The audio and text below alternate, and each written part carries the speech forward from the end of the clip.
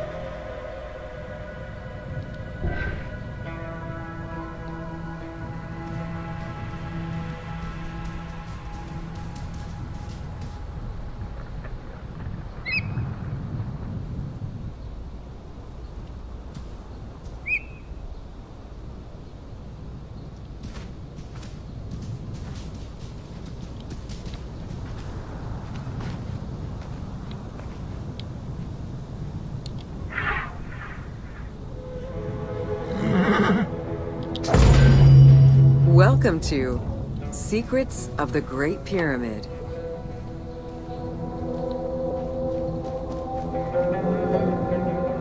Built around 2550 BCE, the Great Pyramid of Giza is considered one of the most iconic structures of Egypt. It is the biggest of the pyramids and the only one of the 7 wonders of the ancient world still standing. The numbers associated to the Great Pyramid of Giza are impressive. A workforce of over 20,000 people, 6 million tons of stone, and 20 years of construction. It was a massive undertaking for a pharaoh's tomb.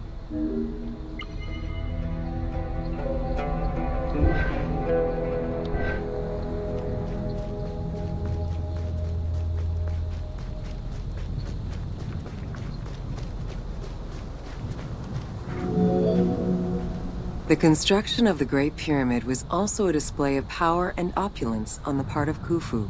It is part of the pharaoh's vast funerary complex, which also includes 2 temples, 3 satellite pyramids, a causeway, and a builder's necropolis. We can guess that the intent behind the construction of these monuments was Khufu's way of declaring himself one of the most powerful pharaohs to rule a unified Egypt.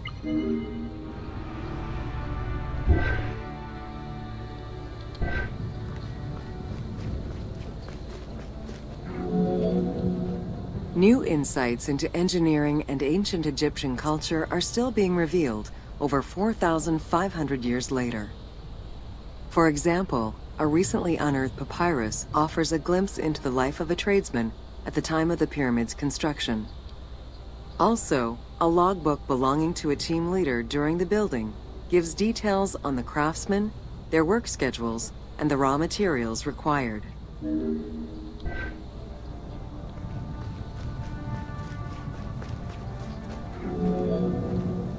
It is interesting to note that by Cleopatra's time, the pyramid's celestial purpose, its construction, and the function of its mysterious inner chambers was already unclear. Today, it is only through dedicated research that we have begun to grasp some of the Great Pyramid's mysteries.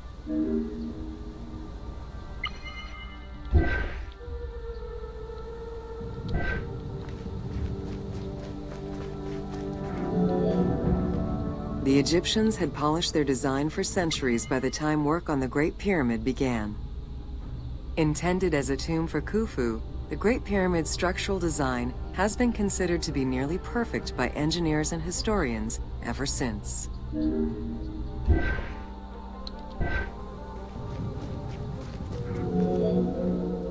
Precisely oriented north-south to the 4 cardinal points of a compass, the length of each side of the Great Pyramid at its base was 230 meters, and its original height was 147 meters. The pyramid is a mere 0.05% error away from being a perfect square.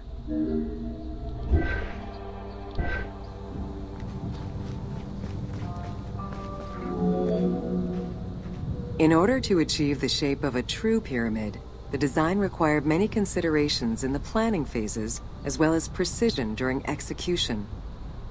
It was especially critical that they control the angle of inclination on all sides at every stage of construction.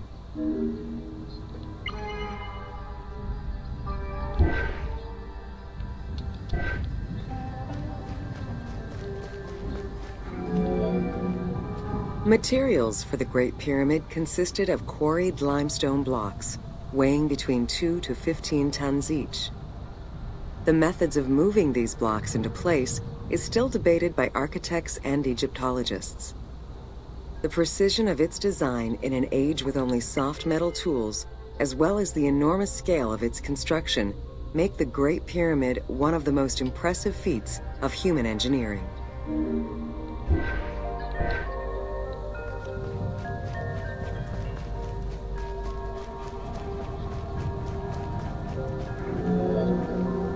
It's estimated that it took between 600,000 and 2 million blocks of stone to build the Great Pyramid.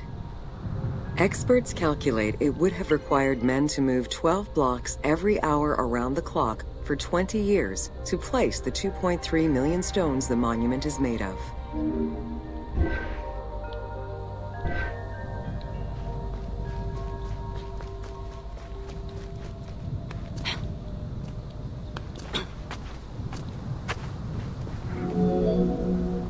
While the interior chambers were built with red granite from Aswan, most of the pyramid was made from local limestone, weighing between 2 to 15 tons per block. There is debate on how the pyramid stones were moved into place. Recent research is exploring the idea that it was built around a large interior ramp.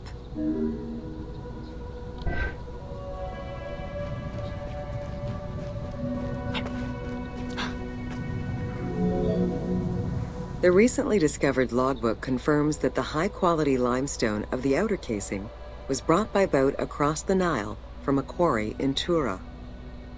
Once complete, the smooth white polished stone of the Great Pyramid would have reflected the sunlight like a beacon, earning it the name the Horizon of Khufu.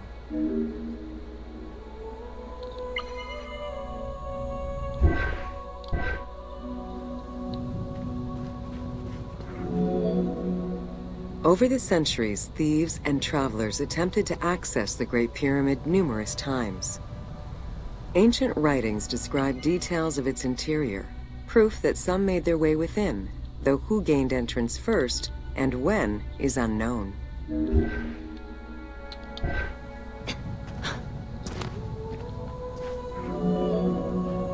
The main entrance of the Great Pyramid is located 17 meters above ground level. It faces north, likely in order to align with the North Star. Though the entrance passageway had been discovered in antiquity, any further access into the Great Pyramid was stopped by massive vertical slabs of rock. As such, present-day visitors to the pyramid must use the robber's entrance.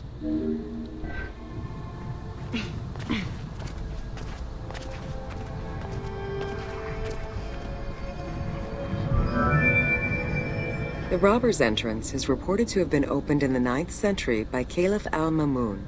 In search of treasure, the caliph had his men dig their way inside the Great Pyramid. The most likely scenario is that they enlarged a corridor which had been created by tomb robbers during antiquity. As such, this is how the team can justify access to this wonder.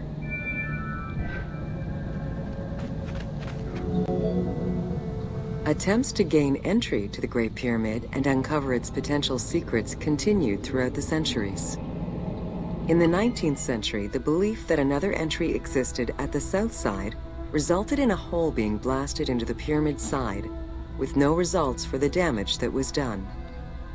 While the search is still ongoing today to uncover more hidden rooms and passageways, conservation is the primary concern of all such efforts.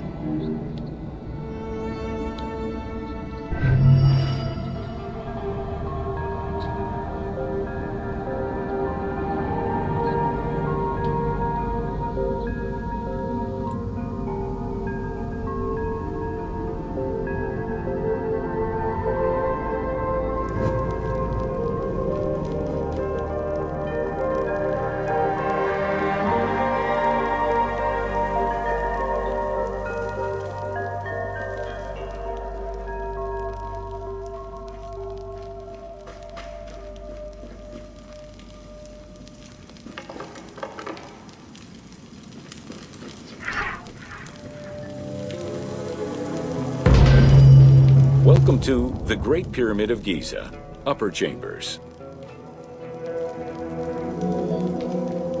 At the entrance of the ascending passage are 3 granite flagstones estimated to weigh up to 25 tons each.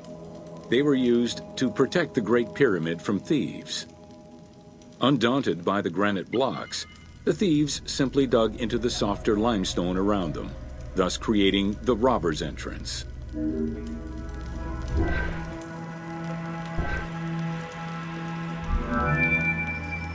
While in reality the robber's entrance is one single cavity which leads to both passages, in the game, the team created individual accesses to either passage.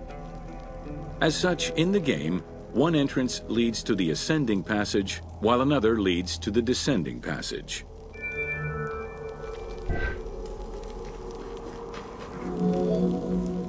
The ascending passageway of the Great Pyramid provides a direct path into the Grand Gallery and is accessed 30 meters from the entrance along the descending corridor.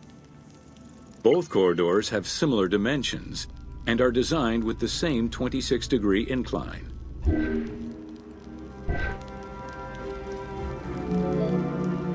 The ascending corridor has smooth masonry on its walls, and the layout includes many trapezoidal stones.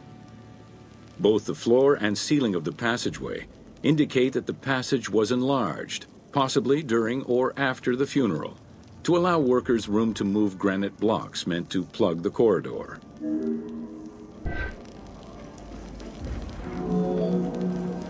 The Grand Gallery's purpose is still debated among experts.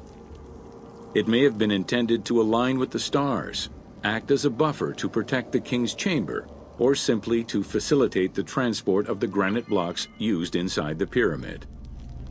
Access to the Queen's chamber was at the beginning of the Grand Gallery.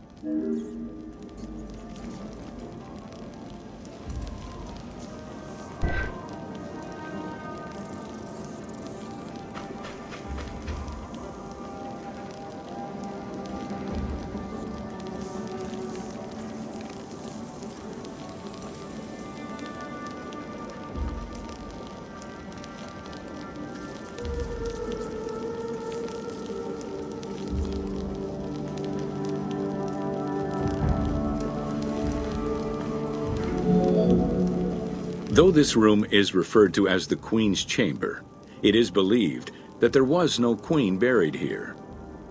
Based on their knowledge of earlier pyramids, Egyptologists believe it was more likely intended as the king's serdab, a chamber meant to contain the Ka statue, which would in turn house the king's spirit.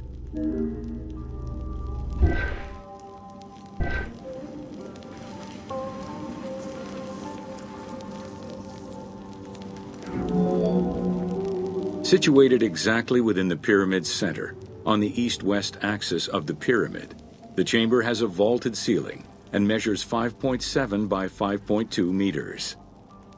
In the eastern wall, there is a niche tucked away in a small corbelled archway, which may have originally held the Ka statue.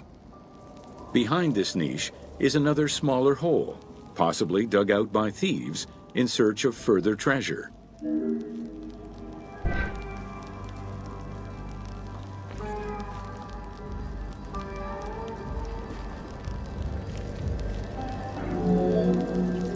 In the 19th century, 2 shafts were found running through the north and south walls. They each run in a horizontal line for 2 meters before sloping upward, and both are closed off with limestone blocks fitted with copper handles. Whether they were intended as ventilation shafts for workers or a celestial connection for the pharaoh's spirit is unconfirmed.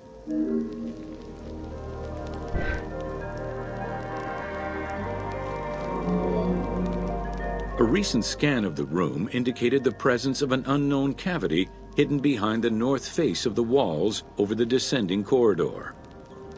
Further investigation is still ongoing to ascertain the nature of the anomaly, so as to avoid risking damage to the monument.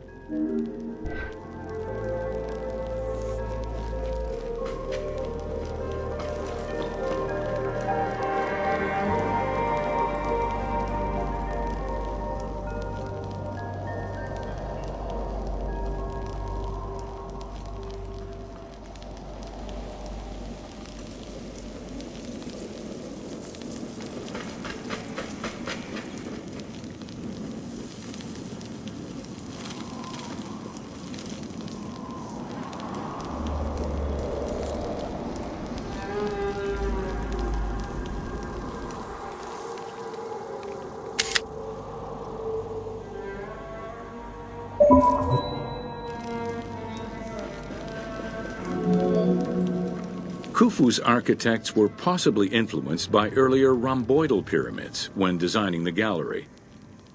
It is the longest corbelled vault ever built, measuring 47 meters long and 8.6 meters high.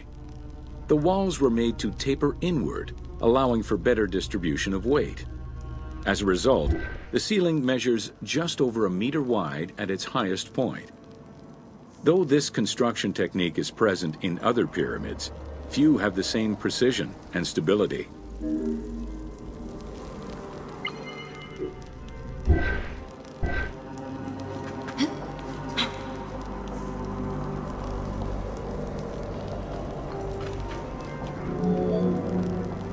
While the space is visually dramatic, the gallery seemed to serve a practical function, though what exactly remains uncertain. Still, the wall design was undoubtedly meant to contribute to the stability of the structure, and its floor may have helped workers move the materials. A channel runs along the middle of the room. A movable floor originally rested in this central recess. The raised benches on either side are equipped with slots that may have been used to help position the granite blocking stones.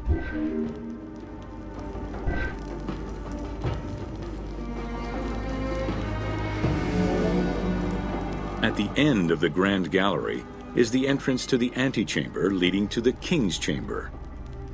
Directly above, there is another narrower horizontal passage that connects to the top of the King's Chamber and allow the workers access to the weight relief rooms.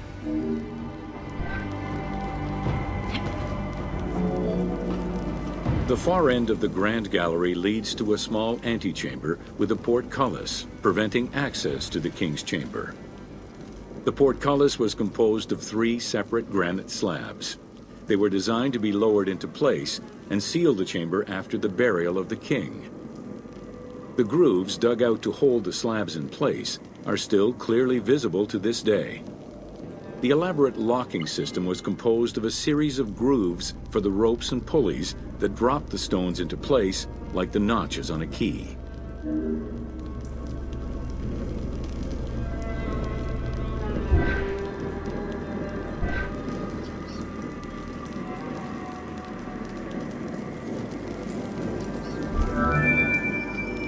For the purposes of the game, the team elected to remove the portcullis slabs in order to grant the player access to the King's Chamber. In reality, workers would have backed out of the room after the funeral, lowering each slab into place behind them one at a time. Each of the 3 stones were smashed by looters centuries later, and evidence of their break-in is still evident. The King's Chamber is built entirely out of red granite. The King's Chamber measures 5.8 meters in height. It has an imposing cover of 5 stacked levels above, with granite beams weighing 25 to 40 tons each. The uppermost level is surmounted by a vault of stones, arranged in chevrons to bear the enormous structural load.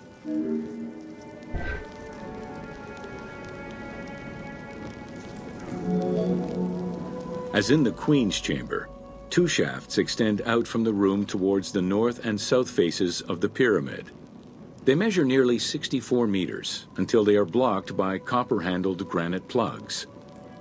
Some experts in the culture of the Old Kingdom believe that the shafts were thought to lead the king's soul to the stars, with the incarnation of the pharaoh as the god Ra, represented by the northern well, and the god Horus by the southern well.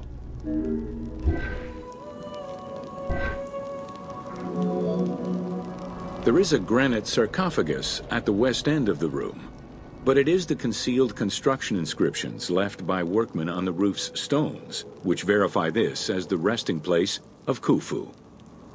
The sarcophagus was recorded as being empty when it was discovered, and its design indicates that there was once a lid in place.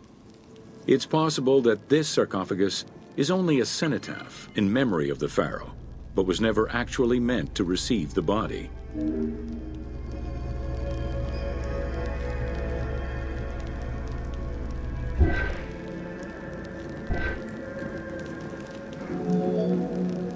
Khufu's mummy was never found.